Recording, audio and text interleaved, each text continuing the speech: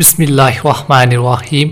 حضور اقدس صلی اللہ علیہ وسلم کا ارشاد ہے کہ حج میں خرچ کرنا جہاد میں خرچ کرنے کی طرح سے 1 روپیہ کا بدلہ 700 روپیہ ہے۔ بسم اللہ الرحمن الرحیم۔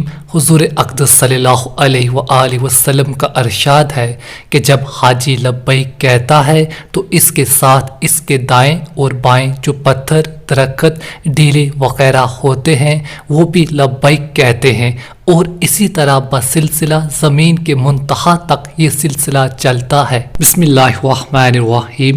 حضور اقدس صلی اللہ علیہ وآلہ وسلم کا ارشاد ہے کہ حاجی کی سفارش 400 گرہانوں میں مقبول ہوتی ہے، یا یہ فرمایا کہ اس کے گرہانے میں سے 400 آدمیوں کے بارے میں قبول ہوتی ہے۔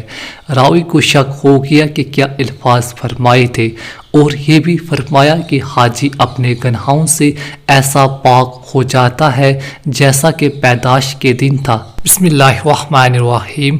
حضور اقدس صلی اللہ علیہ وسلم کا ارشاد ہے کہ جب کسی حاجی سے ملاقات ہو تو اس کو سلام کرو، اس سے مصافحہ کرو، اور اس سے پہلے کہ وہ اپنے گھر میں داخل ہو اپنے لیے دعائے مغفرت کی اس سے درخواست کرو کہ وہ اپنے گناہوں سے پاک صاف ہو کر آیا ہے۔ بسم اللہ الرحمن الرحیم۔ حضرت جابر رضی اللہ عنہ حضور اقدس صلی اللہ علیہ وسلم سے نقل کرتے ہیں کہ حاجی فقیر ہرگز نہیں ہو سکتا۔